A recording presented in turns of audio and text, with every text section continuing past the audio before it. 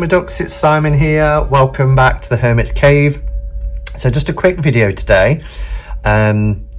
It's Friday night, I finished work, and I wanted to share this book that arrived today in the post, which is The Playing Card Divination by Stephen Ball.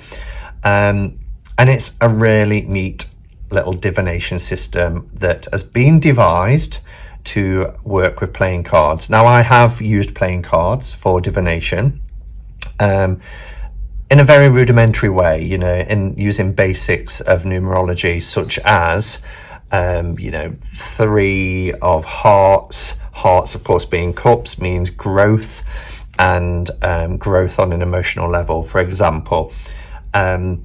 And then using the courts, as I see, as knights, queens and kings, as I would read in the tarot, really. So kind of like reading it in a Marseille sort of way. And of course you can use tarot as well, you know, by removing the majors and the pages and having a 52 card deck for divination.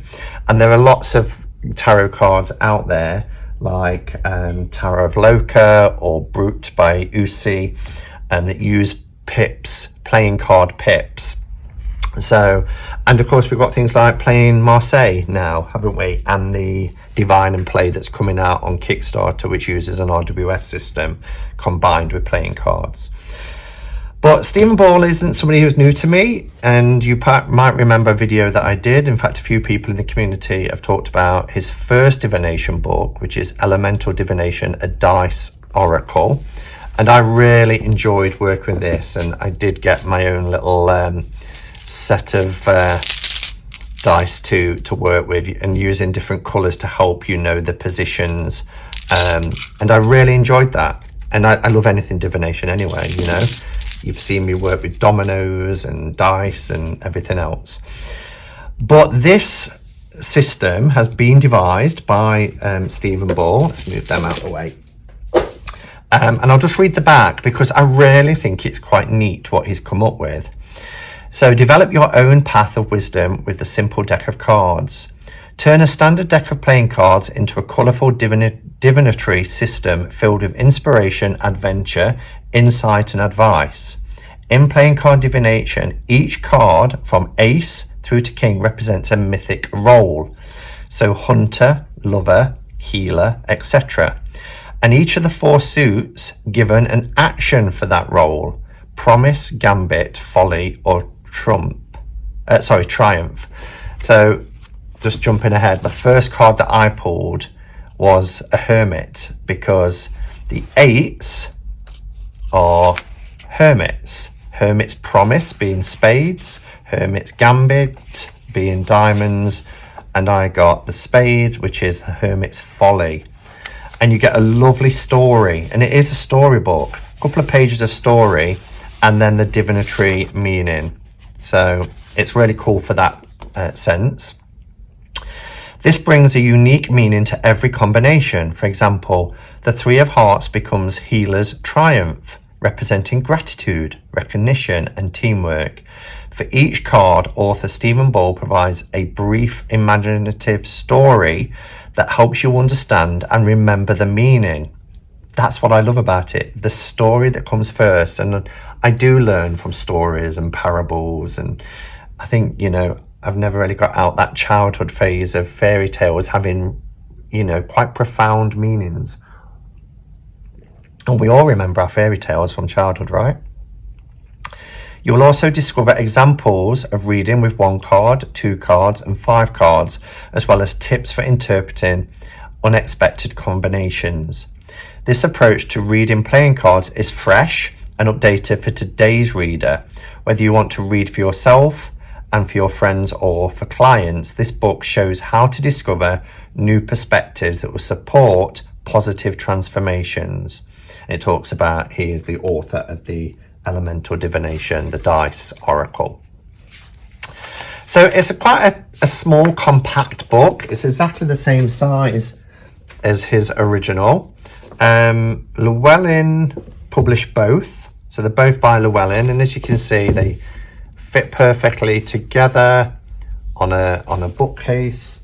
Nice soft cover. So let's have a look.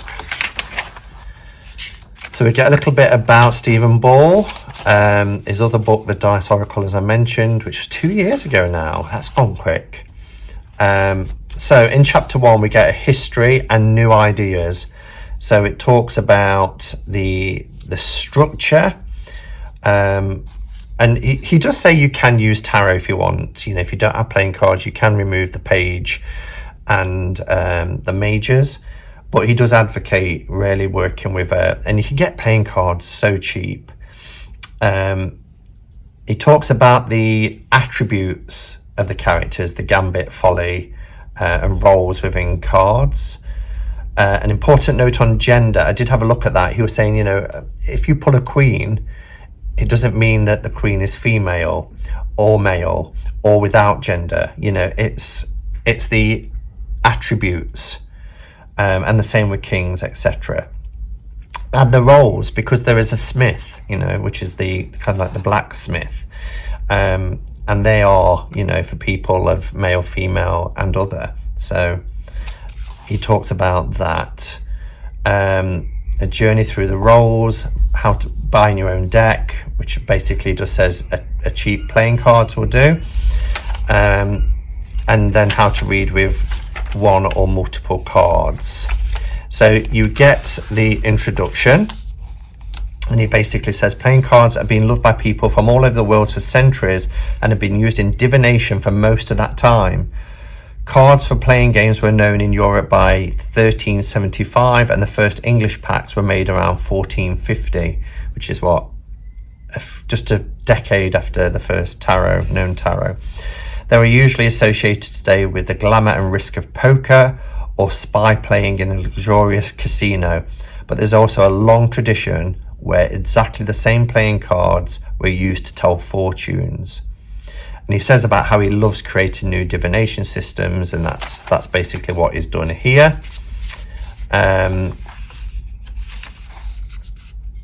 There are no fixed sets of playing card meanings for divination. Some have been written down over years, but others use smaller numbers of cards or have the disappointment meanings mentioned above.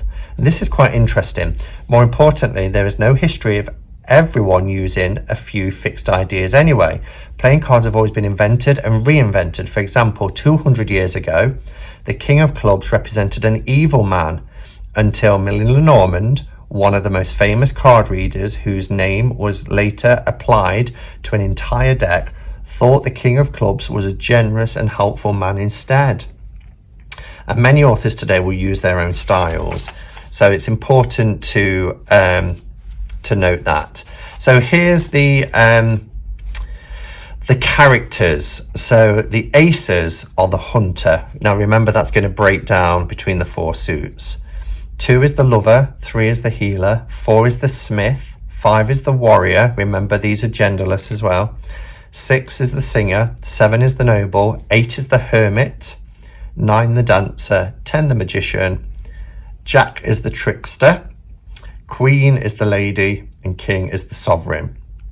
And then we get the 4: promise for clubs, gambit for diamonds, folly for spades, triumph for hearts. So as you saw, the first card I pulled is the 8 of spades. So I get the hermit and folly. So it's the hermit's folly. Okay, so that's the note about gender. I'll just read that because I think it's quite important. While some readers might think the roles such as the warrior or the blacksmith as being male, they are not. Warriors and smiths have always been female, male, and neither. In this deck, they are very specifically available to any gender. Even the queen cards as the lady represent a figure of pure luck and chance with no gender, and the king as the sovereign can be a ruler who is female, male, or other. Please read all of the roles as whichever gender you wish. And then here we get this nice little quick reference guide that goes over 3-4 pages. So we can pull one card, as I did here, if we don't want to read and we just want a quick reading. So we can look at the 8s which is here, and we've got 8 of spades, Hermit's Folly, and then we can see that that's the story is the Emerald's Mask repaid. So that's the story that you get. And then the keywords, isolation, overthinking. This is so me, isn't it perfect? Prioritizing thoughts over deeds. Yeah, and I do that. So then I've took the card out now. We can go to the more in-depth. We're up to the 8. They go in order of numbers. So we have here 8 of spades, Hermit's Folly, and then you have isolation, overthinking, prioritizing thoughts over deeds, as we saw in that graph. Then we get the story, which is the Emerald Mask repaid, and a lovely story to help you remember the divination that is described here, the meaning of the card in story form. And then we get the text about the cards. So the Hermit's Folly is isolations. Human are social animals, and while getting away from the noise to find solitude and peace often does us good in the modern world, is difficult when it becomes your whole life. So I just think it's a really cool book, and I like the structure of it. I really like the structure, and I love the fact that they're stories. So I've decided to use my Usi playing cards, pagan Usi playing cards. I did have some bog standard ones, but I don't play with these enough. So obviously I'm going to take out the jokers and the art cards,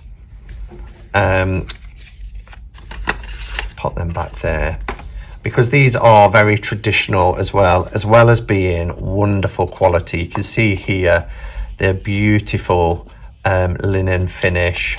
The backs are the same as what we get on Pagan Otherworlds, and they are quite traditional, apart from the courts, but the courts are stunning, absolutely beautiful, as you'd expect with Usi. So yeah, and they're just so wonderful to shuffle. So I'm going to not wobble the camera doing that, leaning on it. So let's see what we get.